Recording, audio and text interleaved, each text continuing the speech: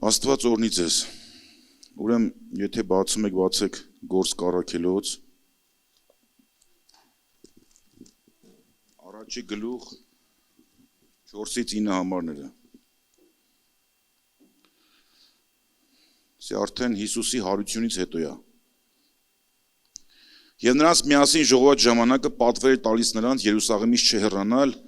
այլ սպասել հոր ավետիքին, որ ասեց ինձանից լսեցիք, որովհետև Հովհաննեսը իրավի ջրով մկրտեց, բայց դուք Սուրբ Հոգով կմկրտվիք, ոչ թե շատ օրեր սրանից հետո։ Եվ նրանք մեկտեղ գալով հարցնում էին նրան եւ ասում. Տեր, այս ժամանակում ես կանգնեցնում Իսրայելի թագավորությունը։ Եվ նա ասեց նրանց. ձեր բանը չի իմանալ ժամերն ու ժամանակները, որ Հայրը իր իշխանությունում դրավ, բայց դուք զորություն կառնեք, երբ որ Հոգին ձեր վրա կգա։ Եվ իմ վկաները կլինեք Երուսաղեմում եւ բոլոր Հրեաստանում, Սամարիայում եւ մինչեւ երկրի ծայրերը։ Տեսեք, Հիսուսը Սուրբ Հոգու խոսման մասին էր խոսում, բայց աշակերտները մի բան անհանգստացնում էր, իրանք հասկանում են, որովհետև իրանք մի ընթացք ապրեցին Հիսուսը, որ արդեն մահացել էր, գերեզմանում դրված էր, այդ 3 օրը իրանք այն վախերը, որ ապրում են, գրված ասում, հրեաների վախերի մեջ էին։ Այն ժամանակ, որ Հիսուսը քայլում էր, այդ փորձությունները, դժվարությունները, որ կրում էին, այդ ամեն ինչ Հիսուս իր վրա էր վերցնում։ Աշակերտները այդքան չէին հասկանում, ինչա հալածանքը, ինչա փորձությունը, ինչա մահվան սպառնալիքը։ Բայց որ Հիսուսը արդեն պետք է գնար հոր մոտ, իրանք հասկանում այդ ամեն ինչ իրանք իրանց վրա արդեն պիտի վերցնեն։ Իրանց վրա պիտի զգան։ Առաջի թիրախը իրանք են, այլ Հիսուսը երկրորդ չի լինելու։ Անհանգստություն, վախեր, մտածմունքներ, դրա համար ասում են, երբ ես Իսրայելի թագավորությունը կանգնեցնելու։ Դու հասկանում ես, իրանք ինչ հարց են տալ, իրանց ներսից ինչ հարց է։ Ասենք ես չեմ կարծում Հիսուսի երկին գնալուց առաջ հենց ամենակարևոր այդ հարցն է։ Ասենք կարեն ասին, երբ ես գալու, չէ՞։ Կամ մենք երբ ենք գալու քո մոտ։ Եթե ուշադիր եք եղել Սուրբ Գիրքը կարդալուց, Հիսուսը ավելի շատ մարդկանց սրտերին էր պատասխանում, քան իրաց բերանի հարցերին։ Որտեղ որ մարդու միտքը ու խոսքը նույնն էր լինում, խոսքին պատասխանում էր։ Բայց երբ որ իրանք հարց էին տալի, բայց ես գիտեր ինչ են հարցնում, այն ինչ էր, այդ դրան էր պատասխանում։ Դրա համար ասեց, ինքը գիտե, որ աշակերտները զորության կարիք ունեն։ Այն որ ասում են, երբ ես կանգնեցնելու, այդ ամեն ինչը, այդ հարցը առաջանում էր վախի պատճառով, անհանգստության, մտահոգության պատճառով։ Ասեց, գնացեք հոր ավետիքին սպասեք, շատ չի տևելու էդի։ Հետաքրքիր է, որ ասեց սպասեք, չասեց գնացեք ավետարանը քարոզեք, որտեվ համբարձվելուց առաջ դա ասեց։ Բայց այդ ժամանակ մինչև համբարձվելը ասում էր սպասեք։ Սպասեք հոր ավետիքին։ Սպասեք այն հոգուն, որ ես խոստացել եմ։ Ու ասում էր, երբ որ այդ հոգին կա, դուք զորություն կառնեք։ Գիտեք, շատերեք ձեր վրա զգացած կլինեք, որ դու ուզում ես Աստծո գործ անես, անկեղծ ուզում ես։ Ուզում ես, որ քո բարեկամների մեջ ավետարան քարոզես, ուզում ես, որ քո գործի տեղը խոսաս, ուզում ես շատ բաներ անես, անկեղծ ուզում ես, սրտանց ուզում ես։ Բայց մեջդ համարձակությունը չի հերիքում։ Բայց այն քո ներսի վախերը քեզ թույլ չեն տալի, որ խոսաս։ Ուզում ես ասես, բայց ներսից այդ զորության պակասը կա։ Գիտեք, երբ որ մարդ զորությունով լցվում է, Հիսուս ասում էր զորություն կառնեք, ու այդ զորությունից հետո ասում է ին վկաները կլինեք, ոչ միայն ստեղ Երուսաղեմում, Սամարիայում, ամբողջ Հրեաստանում, մինչև երկրի ծայրերը։ Այն որ ուզում էր ասել, որ զորություն տամ, այդ ժամանակ կարաք իմ պատվիրանը պահեք։ Երբ որ զորություն տամ ձեզ, այդ ժամանակ իմ խոստումները դուք կարա կատարեք։ Մենք պիտի հասկանանք, որ զորության առավելություն իրանից է։ Մենք մեզանից չենք կար, ասում է գանձ ունենք կավյանոտների մեջ։ Մեզ Աստված զորության հոգի է տվել։ Ասում է այն հոգին, որ ձեր մեջ է, այստեղ նստածների մեջ որ հոգին կա, ավելին է, քան այն հոգին, որ աշխարհի մեջ է։ Այն հոգու զորությունը, որ կարա քեզանից դուրս գա, ավելի շատ բան կարա անի, քան այն հոգու զորությունը, որ ուրիշ տեղից է դուրս գալիս։ Այն գավազանը, որ Մովսեսի ձեռքում դարձավ օձ, այդ նույն ուրիշ գավազաններ, դա Աստծո գավազանը չէր, դա Աստծո իշխանության գավազանները չեն, դա կախարդների գավազաններ էին, նույն գավազանները օձ դառան, բայց գրված է Մովսեսի օձը նրանց կուլ տվեց։ Միշտ Աստծո զորությունը կուլ է տալի, փչացնում է մնացած բոլոր զորությունները։ Եթե Աստծո զորությունը քո մեջ կա, Աստված քո միջոցով կփչացնի մնացած զորությունները, որ քո դեմ կա։ Ուստեղ ասում է, զորություն կառնեք ու իմ վկաները կլինեք։ Զորություն, այսօր մենք զորության կարիք ունենք, ժողովուրդ։ Մենք զորանալու կարիք ունենք։ Մի եկեղեցուն Ֆիլադելֆիայում Տերն ասում է, քիչ զորություն ունես, բայց իմ խոսքը պահեցիր եւ իմ անունը չուրացար։ Գիտեք, անգամ խոսքը պահելու եւ Քրիստոսի անունը չուրանալու համար թեկուզ քիչ, բայց զորություն է պետք։ Դու քո մարդկային կարողություններով Աստծո խոսքը չես կարող պահես։ Դու առանց Աստծո տված զորության Քրիստոս չես կարող դավանես։ Մեկը Քրիստոսին ասում է Տեր չի կարող կոչի, եթե ոչ Աստծո հոգով։ Աստծո հոգին է մեր մեջ, որ նրան աղակում է Աբբա հայր։ Աստծո հոգին է, որ մեր հոգիներին վկայություն է տալիս, որ մենք Աստծո որդիներ ենք։ Քո հոգին ինքը մենակ առանց Աստծո հոգու չի հասկանում, որ ինքը Աստծո որդի է։ Բայց Աստծո հոգին քեզ ներսից վկայություն է տալի, որ դու Աստծո որդի ես։ Գիտեք, այսօր մարդկանց կյանքում կա համբերություն, ուրախություն, ինչ որ չափով կա։ Դա ուրիշ բան է։ Այդ բնական կարողությունները որ մարդիկ ունեն, բայց ուրիշ բան է Սուրբ Հոգու պտուղ համբերությունը։ Որովհետև մարդկային են սովորական համբերությունը 1-2 անգամ է համբերում, երրորդ անգամ չի համբերում։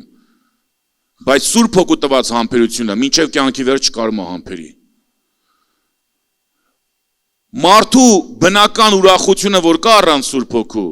ինքը ուրախանում է այնքան ժամանակ, մինչև մի հատ փոքր խնդիր է հանդիպում իրան։ Հենց այդ փոքր խնդիրը հանդիպում է իր ուրախությունը գնում է։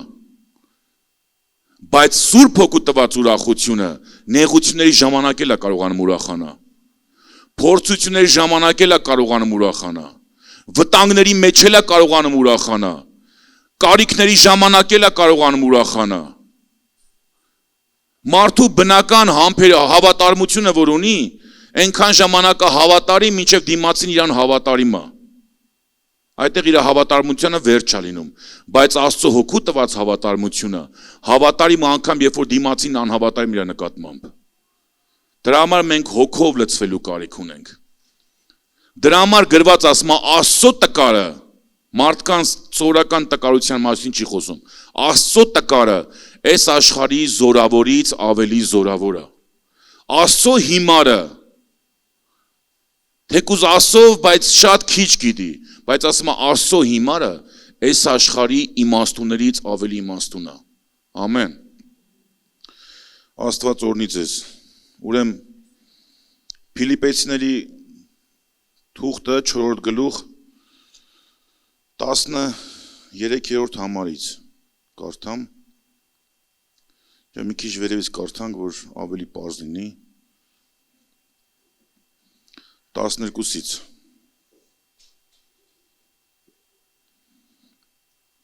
Գիտեմ պակասություն քաշել եւ ավելությունով լինելն էլ։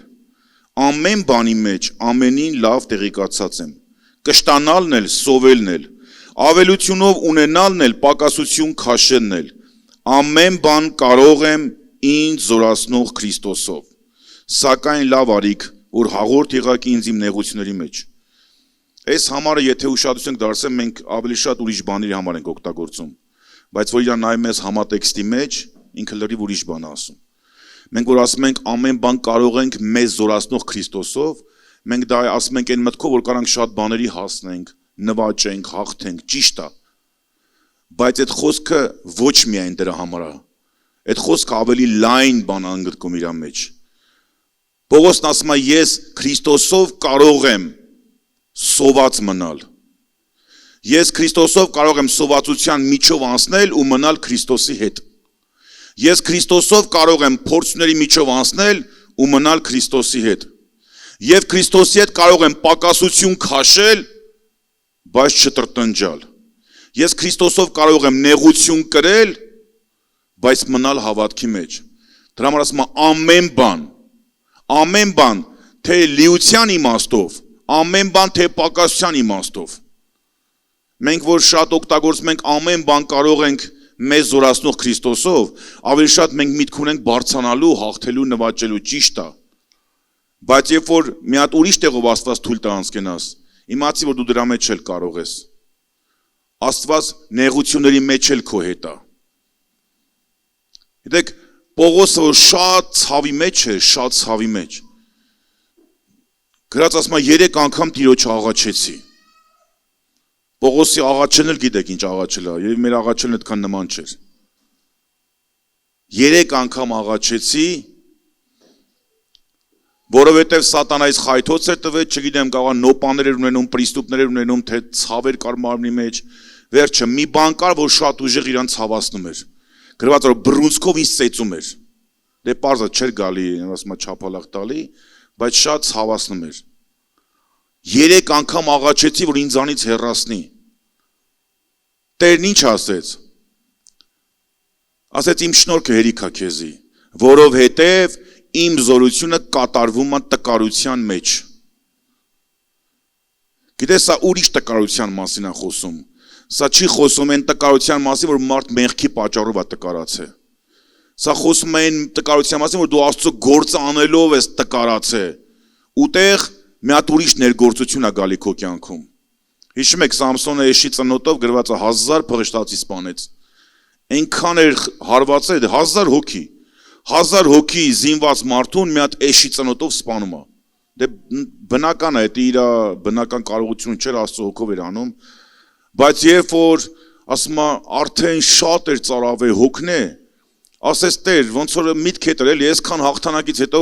այնքան ուժասպառ եմ եղել, մի հատ մեկը գա այդ 1001-րդը գա ու ինձ սպանի, դրա ճիշտը ո՞րն է, որ ես 1000-ին սպանեցի։ Ունդե գրված է, Տերը ջրի աղբյուր ցույց տվեց։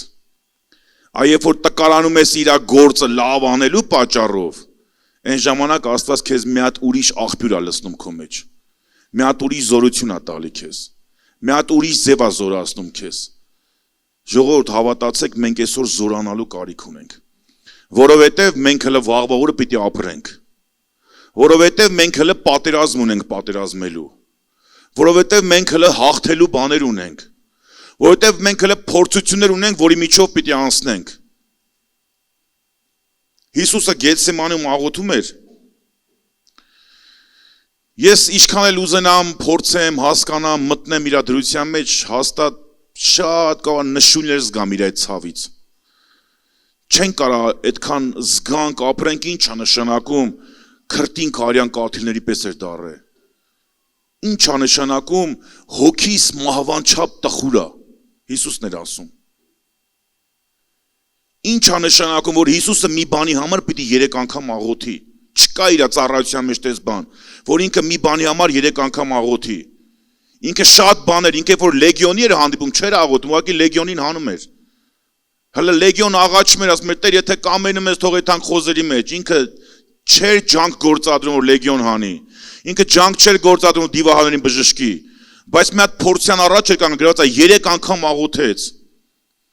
Ու գիտես, աղոթում էր այն դեպքում, որ իր այն 12-ը իր հետ չէին, իր հետ էին, բայց իր հետ չէին, քնած էին, թուլացած էին, գրած է տրտմությունից թմրել էին, 3 անգամ ասում է գնաց աղոթեց, ասում է Հայր, եթե կարելի է, թող ես բաժակը ինձանից անցնի։ Այդ տառապանքի բաժակ, այդ նեղության բաժակը, ու գրված է, որ հրեշտակ եկավ, իրեն զորացրեց։ Զորացրեց, որ այդ բաժակը կարողանա ինքը խմի։ Այդ է, երբ որ տկարանում ես, այդ տկարության մեջ զորությունը կատարվում է։ Հիսուսը զգում էր ինչքան ծանր բան էր իրան սպասում։ Ես չեմ կարծում դա մենակ ինքը անհանգիստ է ծեծերի համար, դի ծեծեին մտրակեին։ Այն տառապանքը, որ ինքը ներսից զգում էր, մենք չենք կարող այդ զգանք։ Ինչ է նշանակում, որ հայրը, որ նա մեղ չէր գործել, ամբողջ աշխարհի մեղքը դրեց իր վրա։ Նա որ մեղքին իր մարմնի մեջ դատապարտեց, որովհետև Հիսուսը մեկն էր, որ մեղ չգործեց։ Հիսուսի երկրի ապրած կյանքի ընթացքում իր բերանից ոչ մի սխալ խոսք դուրս չի եկել։ Ոչ մի սխալ ցանկություն չի եղել իր մեջ, ոչ մի սխալ միտք չի ունեցել, ոչ մի սխալ գործ չի արել, ոչ մի սխալ բան չի արել, կատարյալ է եղել։ Բայց այդ կատարյալ ասում է հայրը հաճեցավ նրան ցավեցնել։ Հոր սիրելին, իր ամենասիրելուն ցավեցնել, որ մեր ցավերից մեզ ազատի։ Այն որ մեկ իրար ասում ենք ցավը տանեմ, դες բան չկա, մենք սկի մեր ցավերը չեն կարա տանենք։ Մեկը կա, որ մեր ցավը տարավ։ Այն որ ասում է ցավը տանեմ, դա մենակ Հիսուսը կարող մեզ ասեր։ Այդ մեր ասածները դատարկ օդի մեջի խոսքեր են։ Այն որ ասում են իրար մեռնեմ սրտիդ, ղուրբանդ ըլնեմ, չէ՞, կյանք, հիմա մոդա է կյանք ասելը։ Այն վաղ թե տղա աղջիկ են ասում, հիմա էլ տղա աղջիկ, կյանք բառը չգիտես ընցի շատացել է։ Բայց մեկը կա, որ մեր կյանքն է։ Մեկը կա, որ իրականում կյանք տվեց մեր համար, ուղղակի դատարկ խոսքեր չասեց։ Մեկը կա, որ իր սերը ցույց տվեց մեզ իրական գործով, զոհաբերությունով։ Առաջի անգամ Սուրբ Գրքում, որ երկրպագություն բառը կա գրված, դա գրված այն ժամանակ, երբ որ Աբրահամը տանում էր Իսահակին զոհաբերելու։ Աբրահամը խոստման որդուն, որին 25 տարի սպասել էր, ինքը ծերացած, հարուստ մարդ, որ ասում էր թող Եղիազարը լինիմ ժառանգը, մեկ արդեն երեխա չունեմ։ Ու այդ խոստման որդուն, այն որ ասում ազգերը քեզանով կորնվեն, ինչ խոստում կա կապված էր Իսահակի հետ, Աբրահամի շարունակությունը։ Աստված մի օր ասում է Իսահակին բեր ու զոհաբեր իմ համար։ Ես չեմ կարծում Աբրահամը հաճույքով տանում էր Իսահակին, ցավ էր, բայց ինքը ցավով երկրպագում էր Աստծուն։ Աստված գիտեր, որ ինքը չի թողել, որ ինքը Իսահակին սպանի, բայց Աստված իմանալով Աբրահամին չհայտնեց, այդ 2 օրը, չգիտեմ 3 օրը ինքը հաճույք էր ապրում Աբրահամից։ Գիտեք, այսօր մարդիկ կա երկրի վրա հաճույք են պատճառում Աստծուն։ Դες երբ որ միտեղ մտնես սենց գարշահոտությունը լինի ու միտեղ մտնես մի հատ լավ օծանելիքի հոտ լինի, այդ հոտը քո համար ավելի արժեքավոր է դառնում, որովհետև դրանից առաջ ավելի վատ հոտեր ես լցել։ Այդտենց այսօր երկիրը գարշահոտությունով լցված է, մեղքի հոտով։ Բայց Աստված մարդիկ ա տենում, որ իրանց վրայից սրբության, մաքրության հոտ է գալի, ու ինքը դրանից հաճույք է ստանում։ Աբրահամը զոհաբերեց, ինքը կանգնեցրեց Աբրահամին, բայց ասեց, այս ինչ որ դու անում ես, դա ես պիտի անեմ։ Գիտեմ քո համար ինչքան ցավ է Իսահակին զոհաբերելը, բայց իմ համար ինչքան ցավ ալնելու, որ ես իմ անմեղին պիտի ուղարկեմ ձեր համար։ Սուրբին մեղավորների համար, արդարներին, Աստծո համար ինչքան ցավ է, բայց Աստված գիտեք այդ ցավը խի հաղթարեց, որովհետև իր սերը մեր նկատմամբ ավելի մեծ էր։ Աստված այնպես սիրեց աշխարհը, որ իր թանկագինին ուղարկեց։ Դավիթի մասին գրված է, մի քիչ իմ թեմայից դուրսեր ես, Դավիթի մասին գրված է, երբ որ Սավուղի վրայից Աստծո հոգին գնացել էր, գրված Աստծո հոգին Սավուղի վրայից գնաց, հələ որ գնացել չի մատել չար հոգի եկա սկսել է տանջել, երբ որ արդեն Սավուղը Սամվելը օծման յուղ հետ եղջյուր լցրել էր Դավիթի գլխին, գրված որ Դավիթի Աստծո հոգին եկել էր Դավիթի վրա, ու երբ որ Սավուղն ասում էր մի հատ առաջարկեցին, ասին մի հատ քնարահար ճարենք, մի հատ երաժիշտ որ գա նվագի, որ թագավորը հանգստանա։ Այն թագավորը, որ Աստծո ներկայության մեջ ժամանակին ապրում էր, այն թագավորը, որ գրված Աստված իրան նոր սիրտ էր տվել, մտել էր մարգարեների մեջ մարգարեանում էր, այդ թագավորն այսօր տանջվում է դևերից։ Նկատած կլինեք մարդիկ, որ հավատքից հեռացել են, մութ սեյնակից են անգամ վախենում։ Մարդիկ, որ հավատքից հեռացել են, մի հատ անկապ երազից կարան վախենան։ Մարդիկ, որ հավատքից հեռացել են, պատեզդում բարձրանոց վախենում են մութ պատեզդից։ Մտքերից վախենում են, չգիտեմ, մեռելներից վախենում են, ամեն ինչից վախենում են, որովհետև այն զորության հոգին, որ մարդու վրայից եթում է, կամ որ չի գործում էլ մարդու կյանքում, այ ուրիշ տատեղ ուրիշ հոգի է գալի։ Այդ են Սավուղի հետ էր, վախերի մեջ էր, տառապանքների մեջ էր, Դավիթին կանչեցին, ու Դավիթի մասին մեկը գիտեք ինչ վկայեց, ասում է Հեսեի որդուն եմ տեսել, Հեսեի որդուն, 5 բան ասում Դավիթի մասին, այդ պատանի տղան արդեն վկայություն ուներ 5 բան, քաջ, զորավոր, ճարտասան, պատերազմող ու գեղեցկադեմ, Դավիթ արդեն որպես անձ կայացած մեկն էր, Զորավոր էր, քաջ էր, պատերազմող էր։ Ու որտեղ էր այդ ինքը սովոր է։ Անտեսված Դավիթը, որ իր 8-րդ աղբերն էր, ամենափոքրին ուղարկել էին դաշտը անասուններ պահելու։ Դե մեծերը պատերազմի տղերք են, իրեքը Սավողի հետ էին։ Իրանց, չգիտեմ, երևի ամոթ էր այդ ժամանակ ոչխար պահելը կամ գար պահելը։ Դավիթն էլ գնաց է։ Դավիթն էլ գնացել էր ու Աստված հենց այդ անտեսված Դավիթին, այդ անտեսված վայրում, որ մարդու աչքից հեռու էր, մի հատ զորավոր մեկն էր դարձրել։ Գիտեք, գրված ասում է, ես տենում եմ իմ համար թագավոր։ Ժողովուրդ, շատ բաներ կա, մարդիկ եկեղեցում կարող մենք չնկատենք, բայց Աստված իրանց առանձնացրել է միտեղ, առանձնացրել չի նշանակում եկեղեցի չի գալի, ինքը առանձնացած է իր կյանքում, շատ բաներ չեն նկատում, ու այնտեղ Աստված իրան կերտում է, Աստված իրան այնտեղ պատրաստում է, ու Աստված մի օր այդ մարդուն հայտնի է դարձնում Իսրայելին։ Այդ զորավոր Դավիթը կանգնած էր Գողիաթի առաջ, զորավոր Գողիաթի առաջ, այդ հսկա Գողիաթի առաջ, որ վահանը այնքան մեծ է, որ մի օքի պետք է մենակ իր վահանը բռներ, մենակ իր այն վրայի այդ սպառազինության քաշել, որ գրած է, մի հատ լավ ավտոյապետ, որ բարձրից կանատանի, այնքան մեծ էր։ Ու այդ զորավորի առաջ գրված է, մի օքի չկար Իսրայելից, որ համարձակությունը հերիք էր, որովհետև սպառազինություն ունեին, բանակի մեջ էին, բայց Աստծո զորությունը չկար իրանց մեջ։ Աստծո զորությունն էր պակաս։ Սավողը ասում է մի գլուխ բարձր էր բոլոր Իսրայելից, բայց այդ մի գլուխ բարձրը չէր կարող իրան կանգնեցնել Գողիաթի առաջ։ Բանակը կար, զենքերը կար։ Եթե այն ժամանակ գրված է զենք չկար, մենակ զենքը Սավողի իր տղու մոտ էր, այդ ժամանակ զենք կար բանակում։ Բայց մեկը չկար, որ կանգներ Գողիաթի առաջ։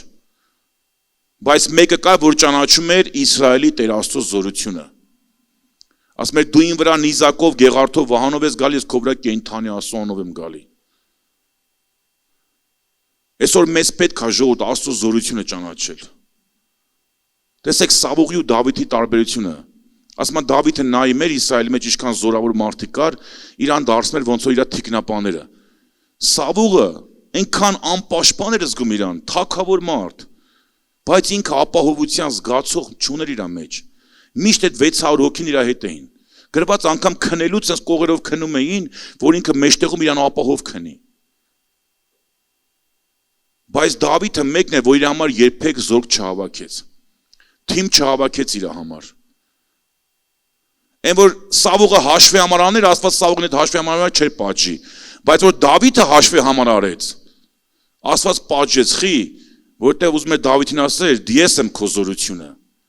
Քո բանակը որ շատանա էլ 10 միլիոն էլ դառնա, մի մոռացի, որ ես եմ քո զորությունը։ Մի մոռացի, երբ որ Գողիաթի առաջ կանգնել էր, քո այդ բանակ չկար։ Մի մոռացի, երբ որ առյուծ էիր հաղթում, քո այդ բանակ չկար։ Մի մոռացի, երբ որ արջ էիր հաղթում, քո այդ բանակ չկար։ Դրա համար Աստված բարկացավ Դավիթի վրա, որ հաշվի համար էր անում։ Դավիթը թիմ չհավաքեց։ Գրված է Դավիթի կողերն էին հավաքվում։ Գիտես ճշմարիտ Աստծո ծառայողը որն է, երբ որ մարդիկ տենան Աստված քո հետ, քո կողերը հավաքվեն։ Ոչ թե դու մարդկանց հավաքես քո կողերը, որ քեզ ապահովը զգաս։ Նայեմ տենամ ով է եկեղեցում ավելի կշիռ ունի կամ ով ավելի սենց հետագայում պետք է գա բան։ Այս հաշվարկները մի օր քեզի ամոթով են թողելու։ Դրա համար ապրի Աստծո հետ, թող քո զորությունը Աստված լինի։ Այն իր որ Դավիթի կողերը հավաքվել էին, էլ չկարդամ ժամանակը քիչ է, Դավիթի կողերը հավաքվել էին, գրված է, երբ որ Սիկելիակում եկան, կոտորեցին, Դավիթի կող հավաքված այդ 600 հոգին ուզում էին Դավիթին քարկոծեին։ 600 հոգի։ Ու գիտեք, գրված ասում է Դավիթը մեծ տագնապի մեջ էր։ Աստծո սիրելին, Աստծո Դավիթը, Աստծո ընտրյալը, մի հատ տեղ է հայտնվել, այն մարդ Սավուղից պրծավ հերիք չի, Սավուղից փախնում է, ստեղ եկավ, ստեղից հանգստություն չունի, ոչ միտեղ հանգստություն չունի Դավիթը։ Ու գրված է մի բան, Դավիթը իր Տեր Աստծով զորացավ։ Երբ որ Դավիթ իր Տեր Աստծով զորացավ, Դավիթը այդ ժամանակ կարողացավ այդ հարցը լուծել։ Քանի Տեր Աստծով չէր զորացել, այդ տագնապ իրան թույլ չէր տա, որ հասկանա, որ կարելի է նորից եփուդը խնդրել, աղոթել, այն նույն Աստված, որ ասում էր գնա կհաղթես, այդ նույն Աստվածը հիմա էլ կասի։ Ու Աստված ասեց գնա ու կհաղթես։ Գնացին ու հաղթեցին։ Միտեղ գրված է Դավիթի զորանալու մասին, որ գրված անապատում թաքնվել էր Սավողից ու Հովնաթանը եկավ Սավողի տղեն։ Իմ համար օրինակ Հովնաթանը մեծ դերական կերպար Աստվածաշնչում։ Աստված թույլ տվեց Հովնաթանը մահանա ոչ թե իր վատը լնելու համար, ուղղակի Սավողի սերունդը չէր ուզում եկիվա լինի, բայց ես հավատում եմ, որ Հովնաթանին երկնքում մենք տենալու ենք, որտեղ Հովնաթանի մասին կարելի ասել միայն դրական բաներ ա գրած։ Եկավ, գիտեք Դավիթին ինչ ասեց։ Երկու թագավոր մի ազգի մեջ, մեկը նախկին լիազորված թագավորություն, որ նորից գործում է իր լիազորությունները, բայց մերժվել է Աստծո կողմից, մյուս թագավորը արդեն ընտրված է Աստծո կողմից, բայց ոչ մի լիազորություն դեռ չի գործում իր կյանքում։ Երկու թագավոր նույն ազգի մեջ։ Մի թագավորը զորքի հետ ուժեղ, մյուս թագավորը փախնում է, որովհետև գիտի կսպանեն իրան։ Բայց Հովնաթան եկավ Դավիթին ասեց. ես գիտեմ, դու թագավոր ես ելնելու։ Ասում եմ իմ հերն էլ գիտի, որ դու ես թագավոր ելնելու։ Դրա համար է ուզում քեզ սպանի։ Ուտեղ գրված է։ Ասում է Դավիթին Հովնաթանը տիրոջով զորացրեց։ Գիտեք Դավիթը վախերի մեջ թաքնված է։ Իրան մանեկող իր ընկերը չի, որ ուզում է ծեծի կամ սպանի։ Երկրի թագավորն է, որ կարա զորք ուղարկի Դավիթի հետևից, որ կարա, չգիտեմ, ամեն ինչ կարա անի, երկրի տերն է։ Բայց Հովնաթանը եկավ այդ տխուր Դավիթին, այդ փորձյան մեջ լող Դավիթին, ասեց մեկը դու թագավոր ես լինելու։ Տերը որոշել է, որ դու ես թագավոր լինելու։ Ու գրված է Դավիթը զորացավ իր Տեր Աստծով։ Մի հատ էլ ուխտ արեցին իրար հետ, Հովնաթանին ճամփեց իր տունը, ինքը նորից մնաց այդ փորձության տեղը։ Գրված ասում է Սավուղը, երբ որ Սամվելի վերարկուն պատրեց, գրված չէ որ Սամվելը որ իր նկատմամբ ընդհանրապես վատ բան չէր արել լավից բացի, խիղճը չտանջեց։ Բայց Աստված Սավուղին մատնել էր Դավիթի ձեռը քարանձավի մեջ։ Վերարկուի ծայրը կտրել էր, դա սպանելու համար չէ, նշան, որտես ես կարամ քեզ սպանեմ, բայց չեմ սպանում։ Բայց ասում այդ կտրելու համար էլ խիղճ իրան տանջեց։ Գիտեք, երբ որ մենք Տիրոջով ենք զորանում, Տիրոջով է զորանում, մարդկային, մարմնավոր, բոլոր զենքերը դու վայր ես դնում,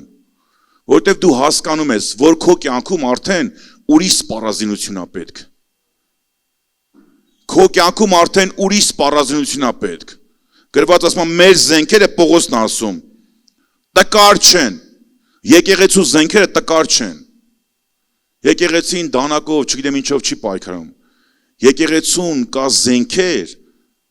որ դրա մասին շատերը տեղյակ չեն։ Մեր աղոթքները բերդեր են քանդում։ Մեր աղոթքները դարերով ծրագրավորված ծրագրեր են խափանում սատանայի։ Մեր աղոթքները իրավիճակը փոխում երկրի մեջ։ Մեր աղոթքները շատ բաներ են անում։ Ասում եմ մեր զենքերը զորավոր են, Պողոս առաքյալն է ասում։ Գիտեք տեղեր կա, որ շատ էի բաներ գրե, Անգեի երկրորդի 4-ի մեջ ասում է Տերն ասում է ով դու Զորաբաբել զորացիր, Հովսեդեկյան Հեսուս զորացիր, ով բոլոր ժողովուրդ զորացեք, որովհետև գերության ժամանակը անցել է, հետեկեթում ձեր երկիր, զորանալ է պետք տաճարը կառուցելու համար, երկիրը շենացնելու համար։ Գիտեք հարց կար առաջանա։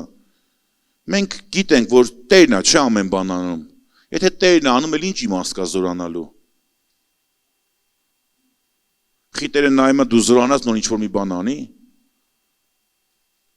բայց Տերը բաներ կա թողել է քո անելու վրա։ Տերը բաներ կա թողել է քո անելու վրա։ Օրինակ Տերը առյուծին չսպանեց, Դավիթը սպանեց։ Արջին Տերը չսպանեց, Դավիթը սպանեց։ Բայց Դավիթ առյուծին սպանեց Տիրոջ զորությունով։ Դավիթ առյուծին սպանեց, արջին սպանեց Տիրոջ զորությունով։ Գողիաթին, այդ պարսատիկը Հիսուսի ձեռների մեջ չէր, Դավիթի ձեռների մեջ չէր։ Պարսատիկի քարերը Դավիթը հավաքեց։ Գողիաթին Դավիթը տապալեց, Գողիաթի վիզը Դավիթը կտրեց, փղշտացներին Դավիթը հաղթեց, բայց ինքը մի բան գիտեր, որ Տերն է իրան զորացնում, ինքը հասկանում է, որ ինքը իր բնական կարողությունով Գողիաթ չի կարա սպանի, այսօր շատ բաներ Տերն ուզում է, որ դու անես, ու դրա հետ մեկտեղ էլ հասկանաս, որ իր միջոցով ես անում, գիտեք մենք շատ ժամանակ անդամալույցի աղոթներ ենք անում, անդամալույցի, Տեր, նես բաներ ենք անում, որ էդի Տերը չի անելու, էլի մենք ենք անելու, թույլ կանգնեմ քո առջև, թույլ ծառայեմ, թույլ խոսեմ, թույլ զորանամ, թույլ չգիտեմ, սրած նմանատիպ լիքը բաներ ենք անում, Տեր ես հավատում եմ, որ ես ինչը կարամ անեմ, Տեր ես հավատում եմ, Տերն էլ է հավատում, որ հավատում ես արա, եթե հավատում ես արա, եթե ուզում ես հավատաս, աղոթի ասա ուզում եմ հավատամ, որ անեմ, Տերը անդամալույցի աղոթներ չի ուզում ասես ես ամեն բան կարող եմ ինձ զորացնող Քրիստոսով, ոչ թե ես ամեն բան կարող եմ, որովհետև ես կարող եմ, տես բան չկա, բայց դու կարաս հասկանաս, որ Տերը քեզ զորացնում է, որ շատ բաներ անես, Պողոսն ասում է, խնդրում եմ եղբայրներ, զորացեք, այսուհետև զորացեք Տիրոջով, այսօր շատ մարդիկ ուրիշ բաներով են զորանում, մարդ կարա փողով զորանա, մարդ կարա չգիտեմ կրթությունով զորանա, մարդ կարա իր աշխատանքով զորանա, մարդ կարա իր շրջապատով զորանա, մարդ կարա իր անունով զորանա, լիքը բաներով մարդիկ զորանում են, ուժեղանում են, բայց գրված ասում է Սաղմոսի մեջ, երանի նրան, որի զորությունը Տիրոջից է, երանի նրան, ում ուժը Աստծուց է, երանի նրան, ում կարողությունը Աստծուց է, երանի նրան, ում շնորհքներն Աստծուց են, ում տաղանդներն Աստծուց են, երանի նրան, ով Աստծով է գործում, որովհետև ամեն հիմք կարա քանդվի ես կյանքում, բայց այն հիմքերը, որ Աստծո վրա են, դրանք երբեք չեն քանդվի,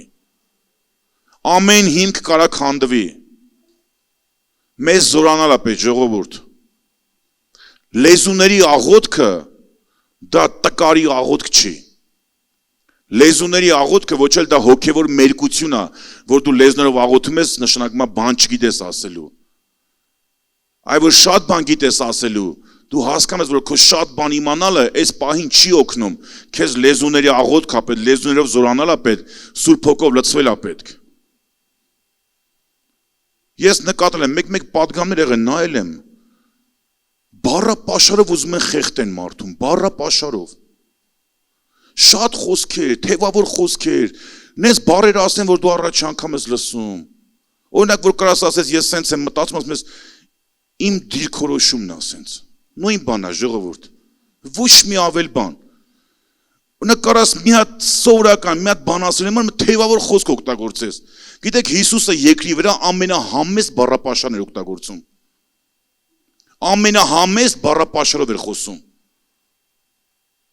Բայց ինքը երբ որ խոսում էր, մինչև հիմա քննում ենք, հələ չեն կարող հասկանալ այդ խոսքերի խորությունը։ Պողոսն ասում է, թեև ես տգետ լինեմ խոսքով, տեսեք ինչ ասում, բայց ոչ գիտությունով։ Մենք ավելի շատ ոչ թե մտածենք գեղեցիկ բառերի մասին, մտածենք զորությունով լցվելու մասին։ Որտեղ երբ որ գեղեցիկ բառեր դիվահարի վրա ասես, դևերից չի ազատվի ինքը, բայց որ զորությունով լցված լինես կազատվի։ Երբ որ հիվանդի վրա գեղեցիկ բառեր ասես, այդ գեղեցիկ բառերը հիվանդին չեն բժշկի, բայց երբ որ Տիրոջ զորությունը լինի, Տիրոջ զորությունը կբժշկի այդ հիվանդին։ Մեզ զորությունով լցվել է պետք։ Մեզ կարողությունով լցվել է պետք։ Մեզ պետք է Աստծով զորանալ։ Պողոս առաքյալն ասում է, ես ոնց որ հերվից եմ թղթերով, նույնը ձեր մեջ եմ գործով։ Այսօր եկեղեցին մի հատ բան է կազմակերպի աղոթքաժողովներ, հավատացեք ժողովուրդ, շատ կարևոր բան է։ Ես կխնդրեմ, եթե հնարավոր է մասնակցի։ Ամեն ջանքարա որ մասնակցես։ Առավել ևս քո տան մեջ ունենաս։ Մի համակերպի յոլայթալու հոգեբանության հետ։ Մի համակերպի տարիներով տկա լինելու հետ։ Մի համակերպի միշտ թուլություն զգալու հետ։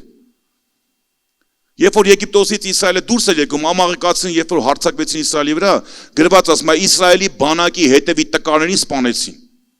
Տկարներին, թույլերին, որ չեն կարողանում վազեին, չեն կարողանում արագ քայլեին, առանձնանում էին ժողովրդից, հետ էին մնում ժողովրդից, դրանք սպանեցին դրանց։ Դրա հոգևոր խորհուրդը կա, որը տկարության պատճառով, այդ թուլությունների պատճառով, չգիտեմ, այդ հավես չունեմ, հոգնած եմ, տրամադրությունս տեղը չի, այդ պատճառով կարող դու եկեղեցուց հեռու մնաս ու այդ հեռու մնալը քեզի վնաս լինի։ Օրինակ ես որ իմ տրամադրության նայեմ կարող աղոթքա ժողովից չգամ ինչ որ օրեր։ Որ տրամադրությանս նայեմ կարող տունը չաղոթեմ։ Տրամադրությանս նայեմ կարող գիրք չկարդամ։ Ես ասեմ քո տրամադրությունը խաբուստի կա։ Խաբուստի կա տրամադրությունդ։ Դու հաստատում որոշի, որովհետև երբ որ կայնում ես Աստծո առաջ տրամադրությունդ փոխվում է։ Երբ որ կանգնում ես Աստծո առաջ մտածելակերպդ էլ է փոխվում։ Ասափի նման քիչ էլ մնացել վայր ընկնեի, որովհետև նայի մեզ ամբարիշտներս ոնց են ապրում։ Մենք Աստվածապաշտ ոնց ենք ապրում, սրանք ամբարիշտ ոնց են ապրում։ Երբ որ ասեմ մտա Տիրոջ սրբարանը, հասկացա, որ նրանց հեշտ սահելու տեղ է դրված։ Երբ որ մտա Տիրոջ սրբարանը, զորացա։ Երբ որ զորացար, ուղեղը սկսավ նորմալ մտածել, սկսավ նորմալ աշխատել։ Մեզ զորանալ է պես ժողովուրդ։ Ես շատ համարներ դուրս գրել, բայց այսօր չեմ կարդա, քանի որ ժամանակը քիչ է։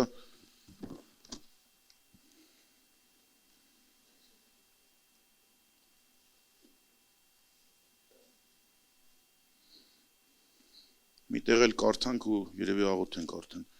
Ուրեմն Փիլիպպեցիների 3-ի 3-րդ գլուխ 4-ից 11 համարները։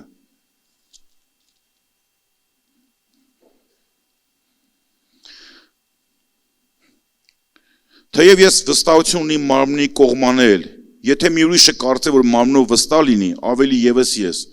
8 օրվա թլպատված, այսի Պողոսն ասում է մինչև Քրիստոսին գալը իր առավելությունների մասին, մինչև Քրիստոսին գալը, 8 օրվա թլպատված, Իսրայելի ազգից, Բենյամինի ցեղից, Եբրայեցի եբրայեցներից, օրենքի կողմանե փարիսեցի, ջերմերանդության կողմանե հալածող է եկեղեցուն, օրենքի արդարության նայելով անարատ էի, բայց ինչ բան, որ ինձ շահ էր, այն վնաս համարեցի Քրիստոսի համար, եւ հենց ամեն բաներն էլ վնաս եմ համարում իմ Տեր Հիսուս Քրիստոսի գերազանց գիտության համար, որի պատճառով ամեն բանից զրկվեցի եւ աղբ եմ համարում, որ Քրիստոսին շահեմ։ Պողոսը մի հատ առավելություն էր կասնում, ասում է, բայց դրանք ես արդեն աղբ եմ համարում, որ Քրիստոսին շահեմ։ Ինքը հասկացել էր, որ Քրիստոս ավելի լավ գանձ է։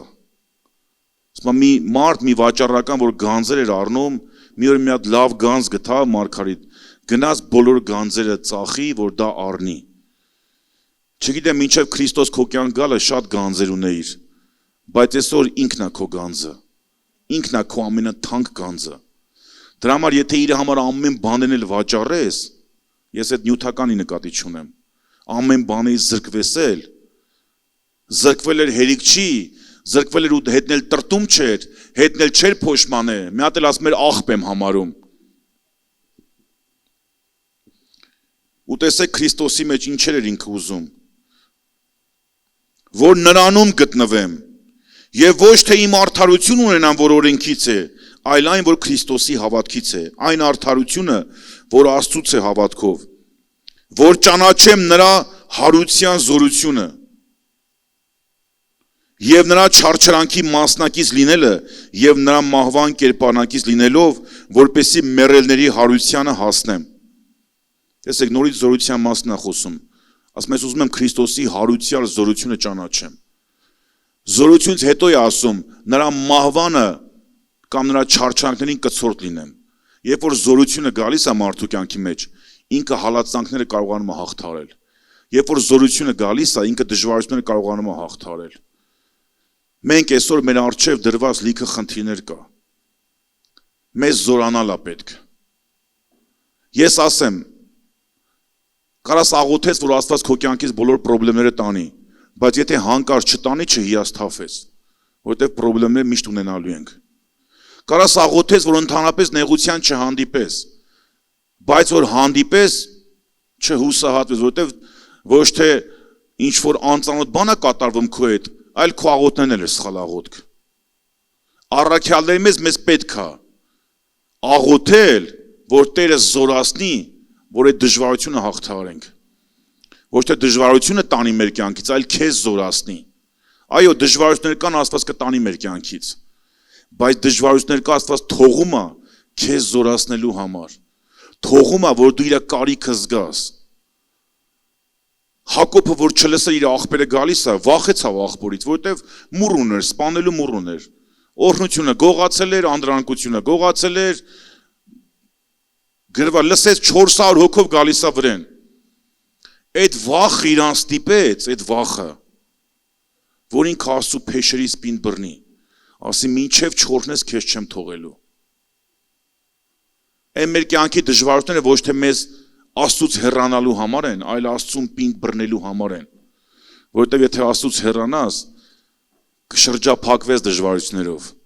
բայց որ Աստծուն պինդ բռնես, Դավիթի պես Աստծով զորանաս, կհաղթես։ Ամեն։ Զորության մասին հեղեղված ավետար նայեցի, շատ տեղեր է գրած։ Աստված իր ժողովրդին կոչ անում զորացեք։ Իր առաքյալներին կոչ անում զորացեք։ Ծառայողներին կոչ անում զորացեք։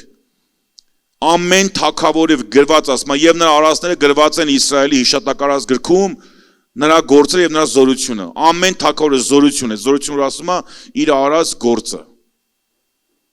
Զորություն որ ասում է դա զորություն հետը կարողություն, որ ասում է Աստծո զորությունը առեք եւ նրա կարողությունը, որ կարող լինեք։ Ես մի միտքն ասեմ ու աղոթենք։ Հիշում եք, երբ որ տեռատես կինը, լիքը խնդիրներով լցված կին էր, տառապանքի մեջ էր այդ կինը, հիվանդություն, անբուժելի, 12 տարի, բոլոր ունեցածը ծախել էր, բժիշկներին էր տվել,